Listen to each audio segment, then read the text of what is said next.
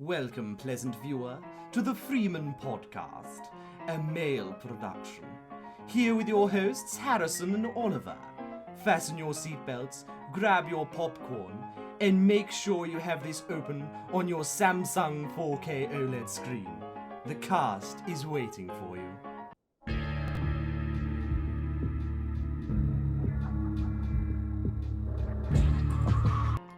Welcome to the podcast, guys. Thank you for tuning in. If you do enjoy this one, please follow us and, listen to our next one coming out soon. I am Oliver, and I'm joined with Harry. Do you want to say hi? Hello, everybody. It is me, Harry. What is up? Yeah, Well, you can't reply, but it is what it I is. hope it's okay. Yeah. Anyway, so Half-Life 2, or Half-Life. What is it? Half-Life is a first-person shooter series developed by Valve, a popular, well, at the moment, in the current state of the company, is very popular. Valve, they're the people who created Half-Life, and since then have thrived in creating many different type of products within the gaming industry, such as when they made the Valve Index, which is a popular but expensive virtual reality. So we've got it down, but Valve has created this Half-Life game series, all first-person shooters, and is a big name within the gaming industry.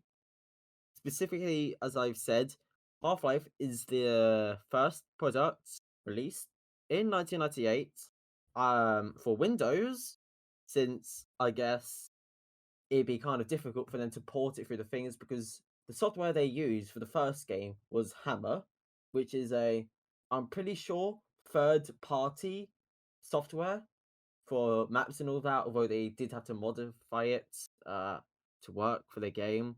And pretty much all their games use Hammer, well, the Source engine. I'll get into the Source engine in a bit though.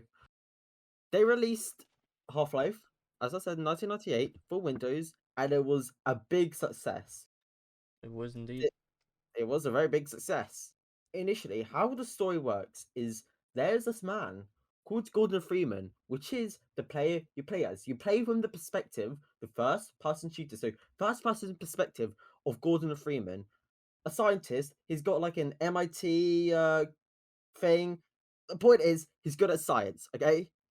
And what he does is he goes into work one day and he sees his pals. People know him. He's a big name within where he works, which is Black Mesa. And what he does is you start on this tram, which gives you a bit of a showcase of where he's working. You see scientists using machines to lift heavy payloads, and as you go through, you see a bunch of stuff. And then after about a 3 minutes introduction, you stop outside this vault door kind of area. There's a security guard. He lets you in. You go in. You meet the pals, as I said. Your job today is to go down into the testing chamber where you'll be doing some stuff to make sure it all goes to plan. You have your pals up in the office where they're watching from a high, safe location where they can't be in where they can't interact with, and you put in this green crystal into this big machine thing. We never actually know what it is, at least as far as I can tell, but we get a little bit more into that into the future of this. Anyways, he puts it in, something goes wrong. I don't still know what went wrong, but apparently Gordon did something wrong, and that results in a lot of things happening. Now, for some extra context, Black Mesa worked with a lot of different things, such as they were specifically working with these sort of aliens from a different universe. They don't have specific names, as there's a lot of them. Although you They do were mainly focusing on teleportation, but Yeah, but they focused on teleportation, which another company was. Well, you don't get to know about that because this is Half-Life, not Portal. Anyways, you realize, oh no, a lot of crazy stuff's going on. So you try to leave the facility, you get out of the testing chamber. Anyways, you leave this facility. A whole bunch of stuff happens, and while this is going on, there's this figure, the G-Man, and now he has a lot to do with basically everything that goes on within Half-Life. And if you play throughout the Half-Life series, you will notice him in the background doing what he does best. So, what is the importance of the Half-Life series in the gaming industry? Well, that's a interesting question, because Half-Life is one of the most important game series in the world. It's influenced so many other game companies to make the games that are now today. So, it's a first-person shooter, story-based game, which hasn't been done before, well, since before that game was released, obviously. So, Half-Life taught a whole new generation of big-budget game developers how to tell stories in an interactive space without continuously wresting control from the player. So, the game was followed by a variety of sequels and add-ons, expanding the story and exploring new perspectives. It was also a lesson in universe building, in a way. So many other games that have stories and are also first-person shooters, like Call of Duty, for example, wouldn't be a thing if Half-Life wasn't made. Stuff like Halo. So big up Valve. Yeah, big up Valve, man. Stuff like Halo, Titanfall 2, Titanfall, all those top-tier games. Minecraft. Nah, shut up, fam. Minecraft would never be a thing. Or they would just be fucking terrible without Half-Life. Half-Life is so amazing.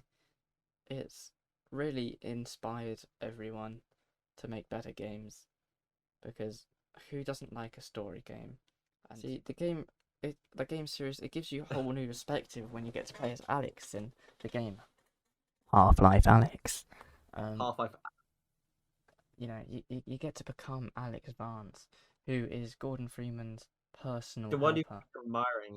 It's just incredible. You get so many different ways of viewing the world. You get to view other worlds. You get to view universes. And, there's nothing more fun than smashing up a combined skull with a crowbar. I mean, need I say more? Wouldn't you want to play that game? What does Half-Life 2 actually mean to us? I personally, when I found this game back in, must have been almost 7, 8, maybe 9 years ago, I was amazed. I was astonished, honestly. I could not find a better game. The whole series was incredible. Yeah.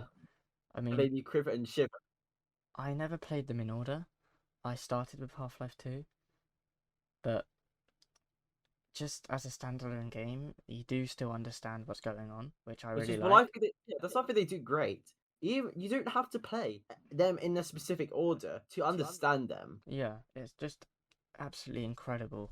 And yes, they may not have the best graphics for this time, but when it was made, that was a whole new level of magic. The fandom is still huge, though. There are still many fans within many different areas of the internet, such as the platform Roblox and Steam, which is created by Valve, which is the people who created Half-Life. Yeah, see? They have a community content area where you see pretty often there's many screenshots being sent in every day of their gameplay experience and people sharing their videos, which Steam is fine with. And you just get to see so much. People take pictures of like the landscape. Yeah, the games have such a nice landscape in their settings. Everything just looks very well polished, very well done. The story was very well thought out. I love the story. Hence why we've decided to make a film about it, to be honest. I love it so much. It's I'm surprised there hasn't been one made already. Well, yeah, I found the game back in I do not actually know. I do not actually remember when I first played it, but I know it was many years back, and I've been fond of it ever since. Anyways, just like Oliver said, I played Half-Life 2 first. I'm pretty sure back at What school year were you in when you played it? I think I was in year 5 or year 6. Lower school, I believe. Were you even old enough to have a computer? Were computers even invented then? I'm joking. Not that old. As my dad showed me the game, I played quite a bit of it. I didn't fully get to finish it or know much about it. But a few years later, I actually got into the game, learned it, played through Half-Life 2 fully first. Yeah, there are some other additions to the series, which they did make. Yeah, but those ones are to be played after you finish the main series, I would say. Yeah. After Well, you've half played 1, 2, and the episode 1 and 2. only add-ons they really did was the opposing force and blue force of Half-Life for Half-Life 1. But like episode 1 and episode 2 of Half-Life 2 were like actual, They're full-on parts. games, yeah.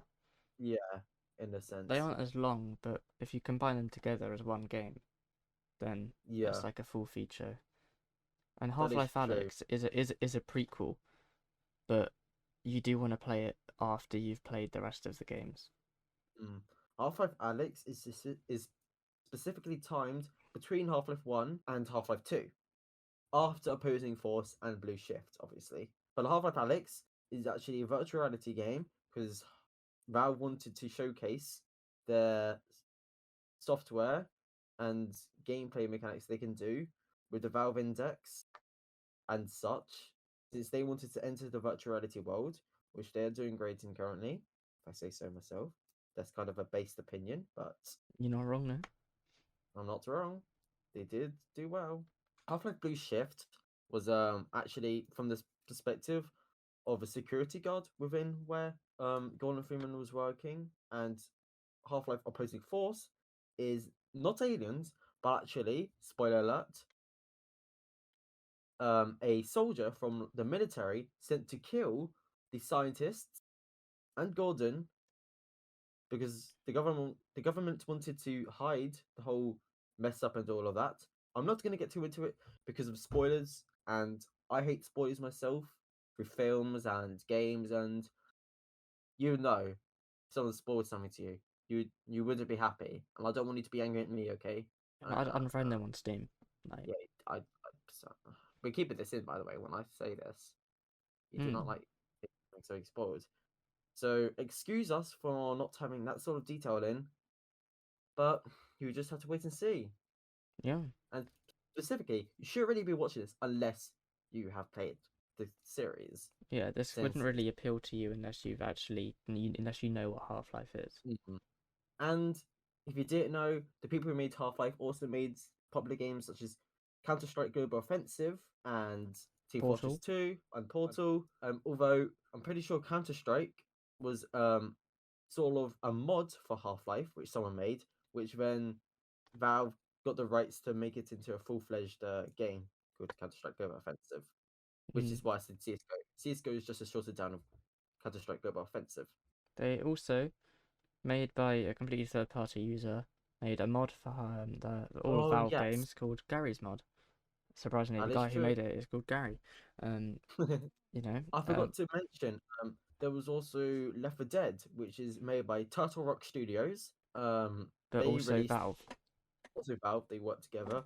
Although Turtle Rock Studios, if you didn't know, third party company, released the game recently, uh, which is just them, which is a zombie game. Left 4 Dead is a zombie game. Their series. It's only half. It's only Left 4 Dead 1 and Left 4 Dead 2. But yeah, Yeah, they released a new one, Back for Blood. Back for Blood. That's Completely the name of unrelated to Valve. Still a very good game, very strong story. Also has a lot better graphics and better multiplayer. Although Although it does cost like £50. it's expensive and also I'm pretty sure it's it's a lot computer more intensive. strategy based as well. Very Like you have computer to intensive, conserve your ammo, you gotta conserve your guns properly.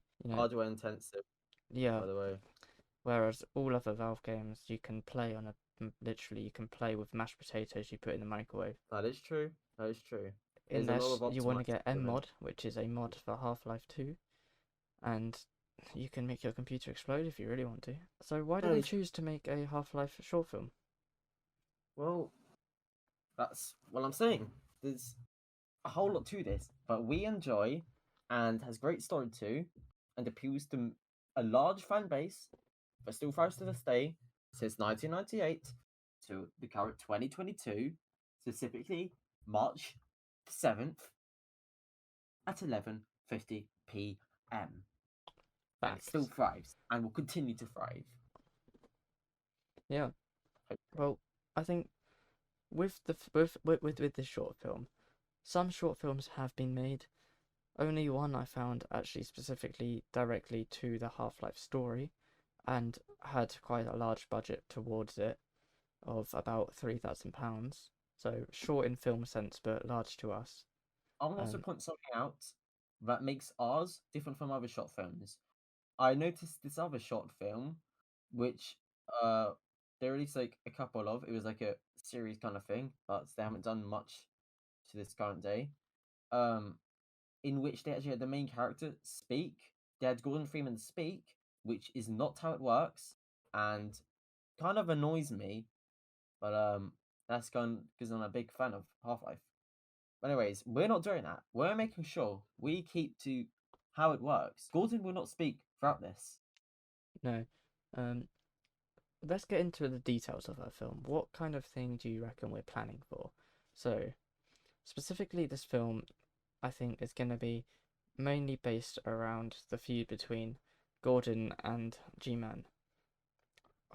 We're hoping to add in a few little stunts and have it mainly not based on combat, but the actual the actual like adventure that he has along the way of going through his environment, looking around, finding the odd zombie or combine, and at the very end, meeting G-Man in person and having a bit of a showdown, I think is a main general gist of the story.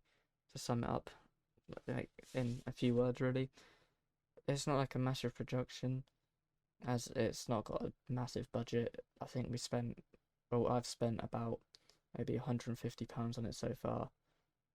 And we're not even at the start of the production.